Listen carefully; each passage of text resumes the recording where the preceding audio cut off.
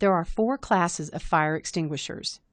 In most settings you will see ABC, as this extinguisher puts out a variety of fires that could occur. Class A puts out ordinary combustible fires such as those involving wood and paper. Class B extinguishers put out flammable liquid fires such as those caused by grease, gasoline, and oil. And Class C is for electrical fires. Class D is for fires involving flammable metals, and many times the extinguisher will be for a specific metal type.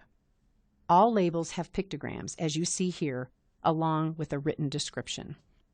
To effectively extinguish a fire, use the right extinguisher for the type of fire and remember PASS. P. Pull the pin out so you can engage the extinguisher handle and stand back from the fire, keeping your back close to the exit. A. Aim the hose or nozzle at the base of the fire.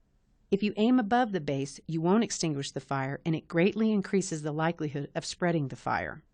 S. Squeeze the handle, and remember the final S. Sweep back and forth at the base of the fire.